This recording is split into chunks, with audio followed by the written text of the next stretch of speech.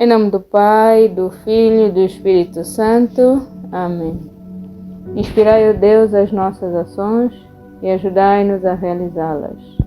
Para que em vós comece e para vós termine tudo o que fizermos. Por Cristo nosso Senhor. Amém.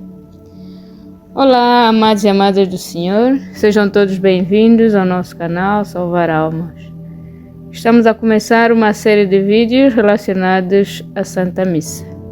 Hoje começamos com a seguinte pergunta. Você já se perguntou o que acontece na Santa Missa? Se conseguíssemos ver com os nossos olhos espirituais, o que você acha que viria? Para responder a estas perguntas, vamos ter o apoio de Catalina Rivas, Padre Pio, a Sagrada Escritura, o Catecismo da Igreja Católica e a catequese do Padre Braulio e Padre Ricardo. A Santa Missa, também chamada de Eucaristia, é o memorial perpétuo da paixão, morte e ressurreição de Jesus Cristo. Por isso, ela tem as mesmas finalidades e produz os mesmos efeitos que o sacrifício do Calvário. A mesma é dividida em duas partes, a liturgia da palavra e a liturgia eucarística, e são inseparáveis. Entretanto, a ação principal que está a decorrer não está sendo realizada nem pelo padre, o sacerdote, nem pela Assembleia, mas pelo próprio Jesus. Por isso, para participarmos ativamente e beneficiar dos benefícios da Santa Missa, os fiéis devem colocar o foco, a atenção no altar e não se preocupar com quem canta mais, quem dança melhor, quem vestiu bem, se o padre que vai celebrar é bom ou não, se gosta do padre ou não, ou outras coisas que em última instância acabam desviando o foco de toda a ação litúrgica da cruz. São Padre Pio, por exemplo, dizia: se os homens conhecessem o valor da Santa Missa, a polícia teria que estar sempre às portas da igreja para manter a ordem, por causa da grande quantidade de pessoas que assistiriam. Uma missa bem assistida vale mais do que todos os atos de virtudes feitos à humanidade. Este comentário de Padre Pio ajuda-nos a perceber que a missa não é só a oração das orações, mas também o melhor e mais perfeito ato de amor.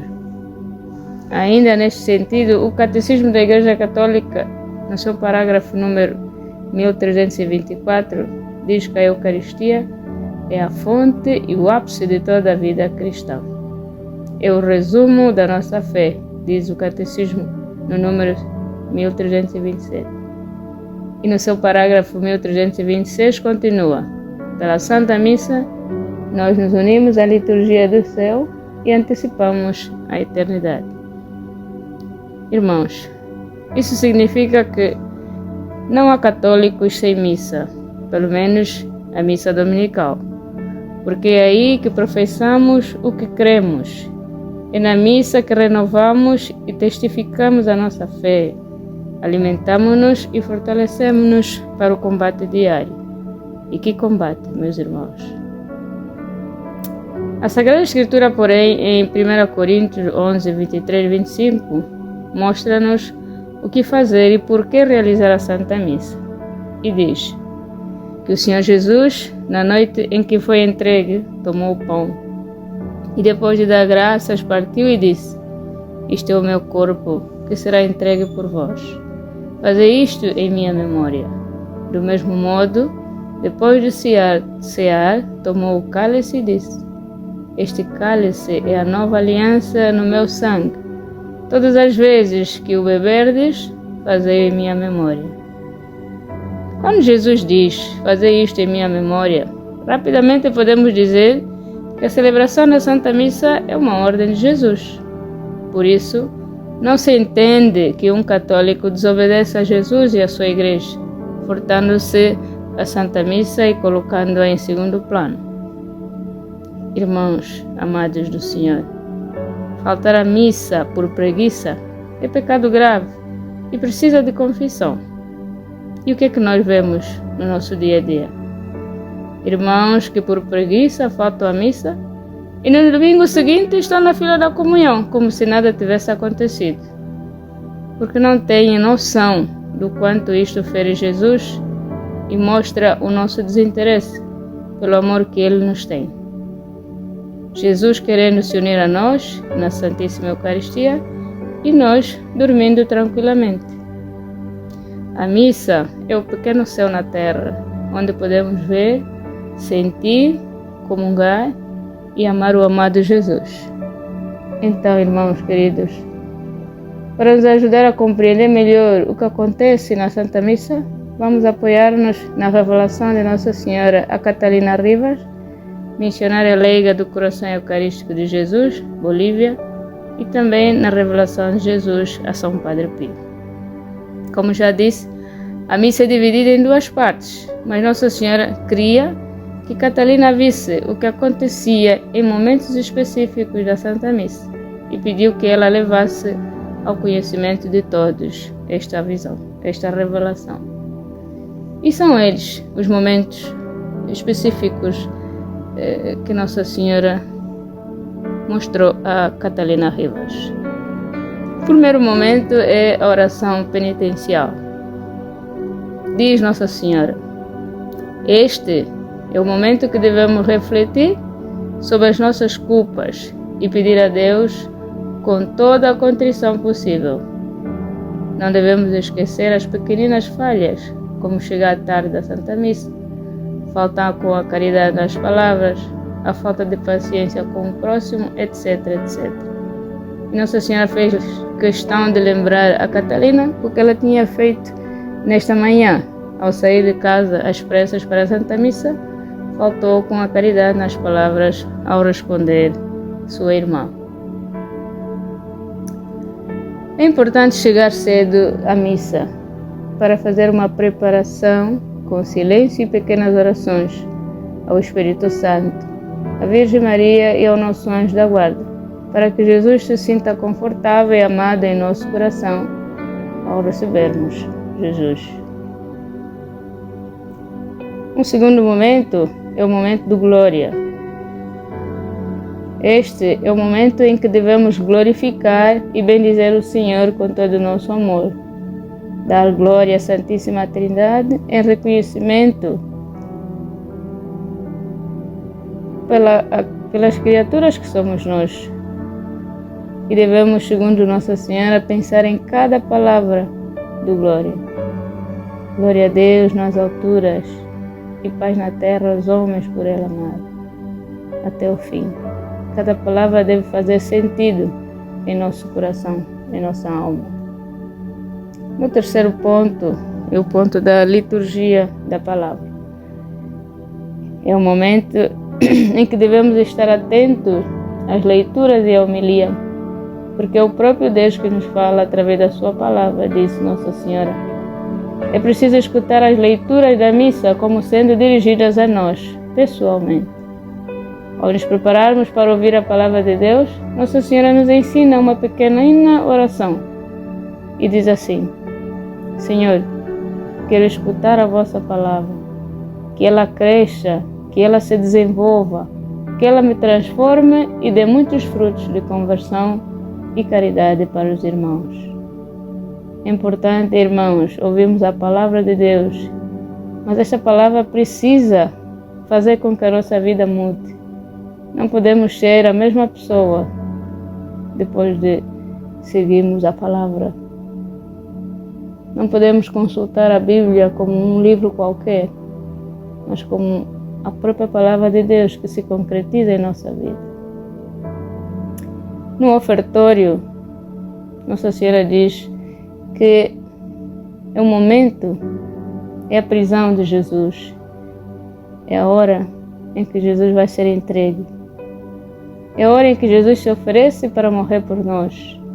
É o momento em que devemos também oferecer tudo o que temos, tudo o que somos. As nossas alegrias, as nossas tristezas, angústias, nossas fraquezas, nossos sonhos, projetos. Oferecer a Deus aqueles que nos fazem bem, aqueles que nos fazem mal. porque este é o momento em que, segundo Nossa Senhora, os nossos anjos da guarda levam nossas ofertas ao altar do Senhor. E quanto mais oferecemos, mais o nosso anjo da guarda resplandece de tanta alegria e leva as nossas ofertas ao altar. Entretanto, existem aquelas pessoas que estão na Santa Missa por obrigação, sem interesse nenhum, e simplesmente não ofertam nada. E, consequentemente, seus anjos da guarda se apresentam tristes, de olhos baixos, por não poderem oferecer nada ao Senhor. Nossa Senhora diz: não entristeçam vossos anjos da guarda. Eles estão convosco e têm a alegria de vos obedecer. Pedi, e pedi muito, por vocês e pelos outros, na Santa Missa. No prefácio, é o momento em que os anjos clamam: Santo, Santo, Santo. O prefácio é um canto de louvor e de agradecimento que Jesus dirige ao Pai e que lhe permitiu, enfim, chegar a esta hora. Desde o início da oração eucarística até a consagração, nós nos unimos rapidamente a Jesus em seu aprisionamento, em sua atroz flagelação, na sua coroação de espinhos e seu caminhar com a cruz nas costas, pelas ruelas de Jerusalém e, no momento, olhando todos os presentes e aqueles pelos quais rezamos especialmente. A consagração. A consagração nos dá o corpo entregue agora, o sangue derramado agora. Misticamente é a própria crucificação do Senhor. E é por isso que Padre Pio sofria atrozmente neste momento da missa. Sofria imenso. Porque é o momento em que nós nos unimos em seguida a Jesus na cruz, oferecendo ao Pai, desde esse instante, o sacrifício redentor. Esse é o sentido da oração litúrgica, que segue imediatamente a consagração. Quando o sacerdote diz, por Cristo, com Cristo e em Cristo, corresponde ao grito de Jesus: Pai, nas vossas mãos, nas tuas mãos, entrego o meu espírito. Desde então, o sacrifício é consumado pelo Cristo e aceito pelo Pai. Daqui por diante, os homens não mais estão separados de Deus e se encontram de novo unidos. É a razão pela qual, neste instante, recita-se a oração de todos os filhos. Pai Nosso. A fração da hóstia indica a morte de Jesus. Imaginem, meus irmãos, Jesus não sofre já claramente como sofreu na cruz, sangrando, mas misticamente Jesus sofre também nesse momento. Imaginem nós na Santa Missa, se pudéssemos ver esse momento, como a nossa alma estaria. Acho que não seríamos nem dignos de levantar os olhos. Mas ainda assim existem pessoas que nesse momento conversam, falam mal da vizinha que está ao lado. Não têm noção do que está a acontecer neste momento. Padre Pio diz que na hóstia Jesus se humilha, se coloca naquele disco de farinha para ser consumido por nós. Disse Jesus: o cálice, o meu sangue, retorna à terra como ele é rico de todas as bênçãos. Ofereça ao meu Pai. O altar é o lugar onde estou verdadeiramente vivo, embora escondido. Sou eu mesmo que palpito nas mãos do meu ministro e volto a vós na comunhão. O altar é a soma do horto e do Calvário. Aí poderão me encontrar. Tragam seus corações ao santo corporal que segura meu corpo. Venham ao altar. Pensem em mim.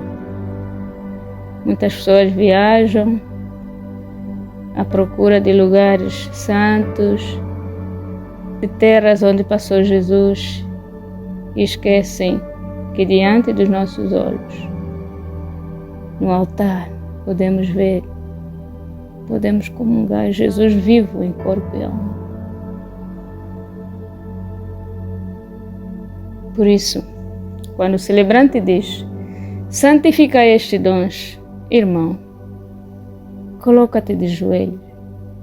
Coloca-te de joelho porque estás diante do Rei. E quando o sacerdote eleva a hóstia, não baixa os olhos. Contempla Jesus, fala com Ele e repete a oração ensinada pelo anjo de Portugal. Meu Deus, eu creio, adoro, espero e amo-vos. Peço-vos perdão para os que não creem, não adoram, não esperam e não vos amam. Neste momento, toda a Assembleia é misticamente transportada para o Calvário. Nossa Senhora diz ainda que nunca um homem é mais homem quando dobra os joelhos diante do Senhor. Eu muitas vezes já pedi ao irmão ao lado que se ajoelhasse nesse momento. Mas as pessoas não têm o conhecimento sobre o que está a acontecer. Então, que seja você, meu irmão, a ajudar o teu irmão a perceber o que acontece na Santa Missa. Peça que se ponha de joelhos, a não ser que tenha necessidades especiais, alguma doença, que não pode se colocar de joelhos. Mas se não tiver nada que te impede, ajoelha-te, meu irmão. Ajoelha-te e venera e ama e adora o teu Senhor. É um momento sublime em que no altar se dá a presença real de Jesus. Todos os anjos, os santos e bem-aventurados, junto com Nossa Senhora de mãos postas, se apresentam no altar e olham respeitosamente para o celebrante, para o Padre. Nossa Senhora disse a Catalina: saiba, minha filha, que meu filho Jesus não me deu a dignidade que deu ao sacerdote, de trazê-lo nas suas mãos. Por isso sinto um profundo respeito pelos sacerdotes e estou sempre no altar e no sacrário com meu filho Jesus. Comenta Padre Pio: o sacerdote tem o poder que nem Nossa Senhora tem, o de consagrar, de trazer Jesus em suas mãos. E continua Padre Pio, explicando o que Jesus lhe disse na sua revelação. Se o mais sublime dos serafins substituísse o acólito, o sacristão, este serafim não seria digno bastante de estar perto do Padre no momento da consagração. Meus irmãos, se até Nossa Senhora tem um respeito inestimável pelos sacerdotes, e um serafim não seria digno de estar ao lado do Padre neste momento, quem somos nós para assim não fazermos? As mãos dos sacerdotes são ungidas. As mãos de um Padre serão no céu grande irradiação de glória. No inferno, porém, será um motivo de um indescritível grande tormento, dizia Padre Ricardo. Meus irmãos, amados e amadas do Senhor, vamos amar e respeitar nossos padres, que são uma bênção para nós, apesar de suas fraquezas. É graças a eles que recebemos o batismo, a confissão, a bênção para nosso casamento, a unção dos enfermos, enfim, uma torrente de graças, uma corrente de graças que nem todos têm. E lembrar que, infelizmente, os padres são os mais tentados por Satanás, porque até ele, Satanás, sabe melhor do que nós o poder que um padre tem. Por isso, deseja acabar com todos eles. Meus irmãos, que não sejamos nós a ajudar Satanás a levar os nossos padres para o inferno. Vamos colaborar com eles. Vamos ajudá-los. Vamos rezar por eles. Continua Nossa Senhora. No momento da consagração, apresentam-se também as almas do purgatório, que esperam as nossas orações para se refrescarem. Por isso, é importante rezarmos por ela neste momento e trazer à memória todos os falecidos e suplicar a misericórdia de Deus para todas elas. Quantos e quantas irmãos têm parentes falecidos e nunca marcaram uma missa? Já nem se lembram do rosto do falecido. Mas a melhor coisa que podemos fazer para os nossos amigos que já partiram é rezar por eles. E a melhor das orações é a Santa Missa. No Pai Nosso, Nossa Senhora diz: espero que rezes com a maior profundidade do Pai Nosso, trazendo à tua memória todos os que te ofenderam, todos os que te fizeram mal, e também aqueles a quem tu ofendestes. E repete esta oração em teu coração. Em nome de Jesus, eu te perdoo, fulana de tal, e desejo-te a paz. Também diz: em nome de Jesus, eu me perdoo e desejo a paz para mim. São orações pequeninas, mas ensinadas por nossa Mãe do Céu, que devemos ter em consideração. A comunhão, segundo Nossa Senhora, aqui, no momento da comunhão, devemos pedir por todos os sacerdotes e consagrados, dizendo: Senhor, bendizei os nossos sacerdotes, santificai-os e sustentai-os com vosso amor. Peça pelos teus padres, ore pelos teus padres, jejue pelos teus padres, comungue pela tua igreja e vá para a fila da comunhão receber Jesus. Entretanto, é necessário estarmos preparados para receber Jesus, como nos alerta o apóstolo Paulo. Examine-se cada um a si mesmo, e assim coma o pão e beba do cálice. Pois quem come e bebe sem distinguir devidamente o corpo, come e bebe sua própria condenação. Amados e amadas do Senhor, é importante procurar a confissão se estivermos em pecado mortal, antes de recebermos Jesus. Porque senão estaríamos a colocar veneno em nossa boca.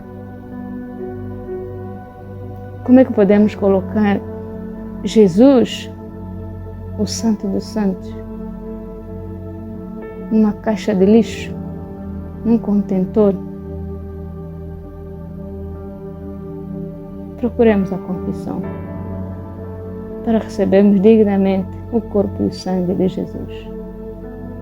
Depois de receber Jesus na Eucaristia, com toda a reverência e respeito, fazendo uma vênia ou se colocando de joelhos, devemos fazer a ação de graças, agradecendo Jesus pelo seu amor por nós. Fala com Ele de coração para coração. Fala com Ele. Evita comunhões distraídas. Estreita o teu amor com Jesus. Aproveita a oportunidade para ofertar essa comunhão pelas almas do purgatório, por alguém especial que já partiu para a eternidade. Aproveita esta comunhão e oferta pela igreja, pela tua igreja, pelos teus sacerdotes. Ou então, oferta esta comunhão por uma causa especial, por alguém doente, por uma graça que você deseja. E chegamos à bênção. A bênção do Padre, diz Nossa Senhora, marca os fiéis com a cruz, ao mesmo tempo como um extraordinário distintivo e como um escudo protetor contra os assaltos do maligno. Atenção, diz Nossa Senhora, porque esta bênção pode ser a última das mãos de um sacerdote. Por isso, faz o sinal da cruz com respeito, como se fosse o último da tua vida. Quantos e quantas irmãos fazem o sinal da cruz como se fosse um símbolo qualquer? Uns começam em nome do Pai, do Filho que já vai logo para o fim. Outros nem sequer sabem como começar.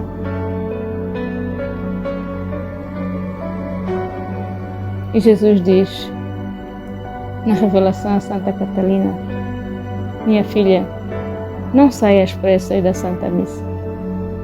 Fica até o final. Fica um pouco mais comigo. E Catalina, curiosa, pergunta: Jesus, quanto tempo ficas conosco depois de vos recebermos? Jesus disse: fico todo o tempo que quiseres. Estou sempre convosco. Vocês é que me deixam. Por exemplo, em vossas casas, tem um cômodo para cada coisa. E qual é o lugar que reservastes para mim? Agrada-me que me chamais. Agrada-me que me fazeis participante da vossa vida e da vossa família. Chamai-me, chamai-me. Meus irmãos, quem de nós tem em suas casas o símbolo da nossa fé?